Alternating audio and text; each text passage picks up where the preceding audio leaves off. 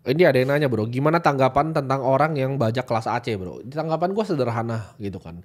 Layaknya Netflix, apakah ada yang bajak Netflix? Bagaimanapun dia coba caranya pasti ada lah orang yang begitu kan. Ya. Pertanyaan gue satu, kan katanya kelasnya jelek. Kok dibajak?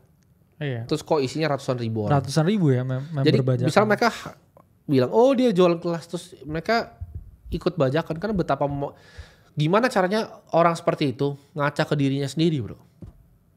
Itu kayak apa ya, harga dirinya tuh nggak ada gitu.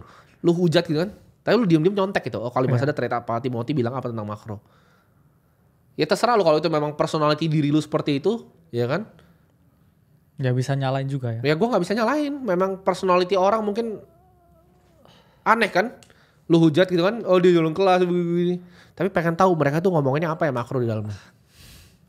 Ya gue kasihan aja sih, kalau lu emang kayak begitu ya lu Atau juga ada di sini ya, yang kayak kesel banget sama kita, tapi setiap margin call selalu ikut gitu kan. tapi saya komen. Dia komen. Kayak tapi itu lebih watch time-nya lebih tinggi daripada orang yang senang sama kita bro. Ya, makanya, jadi thanks for the view kan. Iya, kasihan gitu. Gue tadi bilang ada yang kayak maki-maki di sini kan. Tapi dia ngikutin nonton terus rajin gitu. Setiap hari idea sama apa ya. Iya, saking. Iya. Dengerin mereka ngomongin apa ya? Mereka ngomongin apa ya? Ya itu persis ya. Kayak ini bro, obsesi ya. Biasanya Obsesi. punya mantan gitu kan. Iya. Yang Obsesi udah gitu gak diterima gitu ya. Iya. Tapi dia kayak setiap kesehariannya tuh tahu gitu. Iya, makanya. Jadi dicek terus gitu kan. Ini mereka ngomonginnya apa nih? Mau dengerin ya kan? Ya gue nggak apa-apa gitu. Iya, terus habis itu kalau ada yang salah, tuh kan. Itu kan. Atau ada yang berbeda, misalnya kita ntar 3 bulan lagi kita bilang, oh Trump bener ternyata. Jilat ludah. Iya, terus makanan paling enak tapi minuman paling enak ludah sendiri. Iya, goblok ya lu ya. Itu kalau ada orang ngomong gitu ya, jilat ludah sendiri ya, itu udah paling goblok pasti orangnya. Karena jilat ludah itu adalah mengubah statement masa lalu. Ya. Kenapa lo harus terpaku pada statement lo di masa lalu? Misalnya gue ngomong kayak, gue suka kripto sekarang, ternyata 20 tahun lagi ada quantum komputer yang bisa break semuanya kripto, dipecahin semuanya. Terus gak ada lagi kripto gitu. Gue transisi, gue beli sahamnya quantum komputer gitu kan. So what anjing? Iya.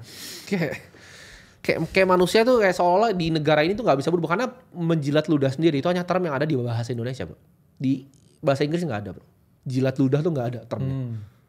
Coba lu pikir, gak ada, termnya gak ada. Itu cuma term di negara ini, karena negara ini negara paling goblok. Isi manusianya paling bodoh, ya kan, paling miskin, paling bodoh. Ya jilat ludah mungkin nih, ciuman mungkin. Iya makanya, gitu kan. Jilat ludah apa sih itu? Kayak gue suka bilang gitu kan, kali Mas ada nih pinter ngejilat ludahnya. Misalnya dia masuk ke Ethereum nih, di 3.200. 3.000 misalnya dia, entry lagi 3.400 dia cut gitu kan barangnya. Iya. Terus turun ke 1.000, terus sekarang dia beli gitu. Iya.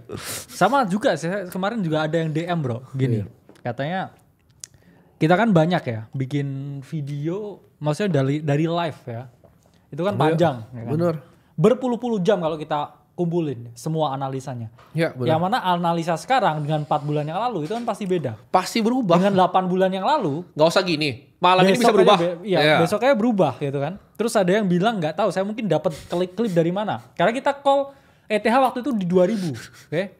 Terus ETH itu ke 3.000 sekian. ETH ke 3.000 sekian atau berapa itu ya? Saya jual pokoknya ya. Dari 2.000 ya. Kita call di bottom sini ya, enggak, dia di 4.000, oke? Waktu itu kita bilang di sini nih ya. ETH cannot go ya below 2K. Ya waktu itu kita bilang tuh Oktober ya, masih ada tanggalnya ya. Terus dia rip up ke 4.000 sampai Desember 2024.